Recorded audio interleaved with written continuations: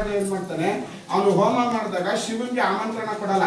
ಬಡವ ನನ್ನ ಅವಮಾನ ಆಗತ್ತೆ, ನಾ ಗಂಧದವ್ರ ಕಡೆ ಶಿವನ್ ಕರೆದ್ರೆ ಮನೆಗೆ ಅಳಿಯನ್ ಮನೆಗೆ ಕರೆದ್ರೆ ಅವಮಾನ ಆಗತ್ತೆ ಅಂತ ಕರೆಯಲ್ಲ ಅವನು ದುರಾಂಕಾರದಿಂದ.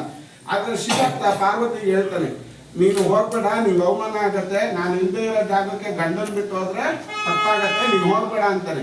ಅದಕ್ಕೆ ಹೆಂಡತಿ ಗಂಡನ್ ಮಾತು ಕೇಳಬೇಕು ಅನ್ನೋದು ಇದೇ ಕಾರಣಕ್ಕೇನೆ. ಅವಳು ಹೇಳಿದ್ರು ಕೇಳಿದ್ರೆ ದಾಕ್ಷಾಯಣಿ ತಂದೆ ಮನೆ ಅಲ್ವಾ, ತವ್ರ ಮನೆ ಅಂತ ಹೊಂದೋಗ್ತಾಳೆ. ಅಲ್ಲಿ ಅವಮಾನ ಮಾಡ್ಬಿಡ್ತಾನೆ. ದಕ್ಷ ಮಹಾರಾಜ ಅಗ್ನಿನಲ್ಲಿ ಬಿಟ್ಟು ಸತ್ತೋಗ್ತಾಳೆ ಪಾರ್ವತಿ ದೇವಿ. ಮತ್ತೆ ಹಿಮವಂತನ ಮಗಳಾಗಿ ಸಂಕಷ್ಟಾರ ಚೌತಿ ಪೂಜೆ ಮಾಡಿ ಪಾರ್ವತಿ ಆಗ್ಬಿಟ್ಟು ಮತ್ತೆ ಶಿವನನ್ನೇ ಮದುವೆ ಆಗ್ತಾಳೆ. ಇದು ಪುರಾಣ. ಈ ರೀತಿಯಾದಂತ ಶಿವ ಬಡವ ಆಗಿರೋದ್ರಿಂದ ಪಾರ್ವತಿ ಕೂಡ ಬಡವಳು. ನಿಮ್ಗೆಲ್ಲ ಗೊತ್ತಿರ್ಬೇಕು, ಯಾರನ್ನಾದ್ರೂ ಉದಾಹರಣೆ ಕೊಡ್ಬೇಕು ಬಡವಳು ಅಂದ್ರೆ ಬಿಚ್ಚೋಲೆ ಗೌರಿ ಅಂತ ಕರೀತಾರೆ. ಯಾಕೆ ಅಂದ್ರೆ ಅವಳ ಹತ್ರ ಏನು ಒಡವೆಯ ವಸ್ತು ಏನು ಇಲ್ಲ ಅಂತ. ಗೌರಿನ ಉದಾಹರಣೆ ಕೊಡ್ತಾರೆ. ಗೌರಿ ಅಂದ್ರೆ ಪಾರ್ವತಿ. ಅವ್ರಿಗೆ ಹೀಗಂದಾಗ ಅವಮಾನ ಆಗ್ಬಿಡುತ್ತೆ. ಶಿವನ್ ನೋಡಿ ಕೇಳ್ತಾರೆ, ನಂಗಾಗ ಅವಮಾನ ನಿಂಗೂ ಅವಮಾನ ಅಲ್ವಾ, ನಂಗೆ ಲಕ್ಷ್ಮೀ ಸರಸ್ವತಿ ಅವಮಾನ ಮಾಡಿದ್ರು. ಯಾಕಂದ್ರೆ ಸರಸ್ವತಿ ಶ್ರೀಮಂತರು. ಯಾರಿಗೆ ಸರಸ್ವತಿ ಒಲಿತಾರೆ ದುಡ್ಡು ತಾನಾಗೆ ಬರುತ್ತೆ.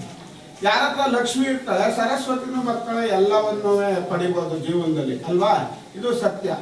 ಹಾಗಾಗಿ ಇವರಿಬ್ರು ನಾವೇ ಹೆಚ್ಚು ಅಂದಿರ್ತಾರೆ. ಈ ಮಾತನ್ನ ಕೇಳಿಸ್ಕೊಂಡಂತ ಪಾರ್ವತಿ ಹೋಗಿ ಶಿವನ್ ಕೇಳ್ಕೊತಾಳೆ, ನನ್ಗೆ ಈ ತರ ಅವಮಾನ ಆಗಿದೆ ಅಂತ. ಏನ್ ಮಾಡ್ಬೇಕು ಅಂದಾಗ, ಒಂದು ನನಗೋಸ್ಕರ ನೀನು ಭವ್ಯವಾದ ಅರಮನೆ ಕಟ್ಟೋ, ನಾವು ಸ್ಮಶಾನದಲ್ಲಿ ವಾಸ ಮಾಡೋದು ಬೇಡ, ಭಿಕ್ಷೆ ಬೇಡಿ ತಿನ್ನೋದೆಲ್ಲ ಬೇಡ, ನಮಗಾಗಿ ನೀನು ಏನಾದ್ರೂ ಮಾಡೋ, ನಾವು ಎಲ್ಲರಂಗೆ ಇರೋಣ ಅಂತ ಕೇಳ್ಕೊಂಡಾಗ, ಆಯ್ತು ನಿಮ್ಗೆ ಏನ್ ಬೇಕೋ ಹಾಗೆ ಮಾಡ್ತಿದ್ದೀರ, ಯಾರು ಕಟ್ಟಬಾರ್ದು, ಎಲ್ಲೂ ವಾಸ ಮಾಡಕ್ಕೆ ಬಂದು ಆಗ್ಬಾರ್ದು ಅಂತ ಸ್ಥಳದಲ್ಲಿ ಶಿವ ಮನೆ ಕಟ್ತಾನೆ. ಎಲ್ಲಿ ಕಟ್ತಾನೆ ಅಂದ್ರೆ ಕೈಲಾಸ ಪರ್ವತದ ಮೇಲೆ ಮನೆಯನ್ನ ಕಟ್ತಾನೆ. ಕೈಲಾಸ ಅಂದ್ರೆ ನಿಮ್ಗೆಲ್ಲ ಗೊತ್ತು, ಹಿಮ, ಕೋಲ್ಡ್, ಥಂಡಿ.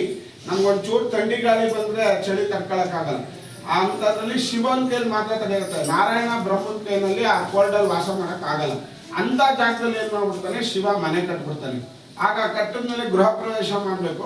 ಈ ಸಂದರ್ಭದಾಗ ರಾವಣ ಶಿವನ ಆಸ್ಥಾನ ಪುರೋಹಿತ, ಕುಲ ಪುರೋಹಿತ ಯಾರು ಅಂದ್ರೆ ರಾವಣ. ಆ ರಾವಣನ ತರಿಸಿ ಗೃಹ ಪ್ರವೇಶ ಎಲ್ಲ ಮಾಡ್ತಾರೆ. ಎಲ್ಲ ಆದ್ಮೇಲೆ ಈ ರಾವಣ ಏನ್ ಮಾಡ್ತಾನೆ, ಆಸೆ ಬುರ್ಕ ಏನ್ ನೋಡಿದ್ರು ಎಲ್ಲ ನನ್ಗೆ ಇರ್ಲಿ ಅಂತ ಇರ್ತಾನೆ.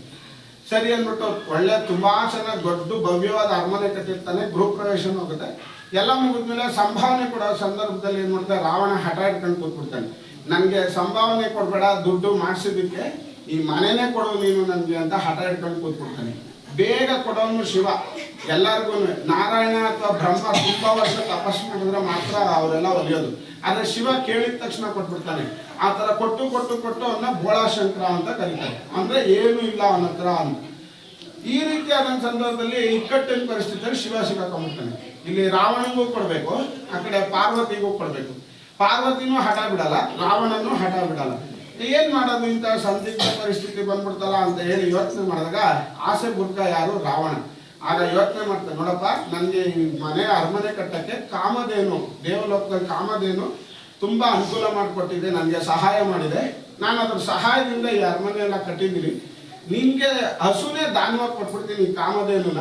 ಇದನ್ನ ರಂಗೆ ತಗೊಂಡೋಗಿ ಇಂಥ 100 ಅರಮನೆಗಳನ್ನ ಕಟ್ಕೊಂಡು ನೀನು ಸುಖವಾಗಿರು ನೀನು. ಹಾಗಾಗಿ ಈ ಮನೇನೆ ನಿಂತದ ತಾಯಿ ಪಾರ್ವತಿ ದೇವಿಗೆ ಬಿಟ್ಕೊಡು, ನಾವು ಇಲ್ಲಿ ವಾಸ ಮಾಡಬೇಕು ಲೋಕ ಕಲ್ಯಾಣವಾಗಿ ಅಂತ ಕೇಳಿದಾಗ, ಅವನು ಆಸೆಯಿಂದ ಒಂದನೇ ಯಾತಿಗೆ ನನಗೆ ಇಂಥ 100 ಮನೆ ಕೊಡೋದಾದ್ರೆ ನಾನು ಲಂಕೆಗೆ ಕಾಮಧೇನುನೇ ಕರ್ಕೊಂಡು ಹೋಗ್ತೀನಿ ಅಂದಾಗ, ಆಗ ಕಾಮಧೇನುನ ಗೃಹ ಪ್ರವೇಶ ಮಾಡಿಸಿ ಒಳಗಡೆ ಕರ್ಕೊಂಡು ಬಂದು ಹಸುನ ದಾನವಾಗಿ ಕೊಡ್ತಾನೆ. ಅದಕ್ಕೆ ಇವನಿಗೆ ದಾನ ಮಾಡಿಸಿದ್ದು. ಇಲ್ಲೇ ಇದೇ ಜಾಗದಲ್ಲಿ ಗೋದಾನ ಮಾಡಿದ್ರೆ ಇನ್ನೂ ಇಂಥ 100 ಮನೆ ಕಟ್ಟಕ್ಕೆ ಇವನ್ಗೆ ಅನುಕೂಲ ಆಗುತ್ತೆ. ಈ ರೀತಿಯಾಗಿ ಅಂತ ಒಂದು ಪದ್ಧತಿನ ಶಿವ ಮಾಡಿದ್ರು. ಅದಕ್ಕೆ ಹಸುನ ಒಳಗಡೆ ನುಗ್ಸೋದು, ಇನ್ಯಾವ ಕಾರಣಕ್ಕೂ ನುಗ್ಸಲ್ಲ. ಗೊತ್ತಾಯ್ತಾ?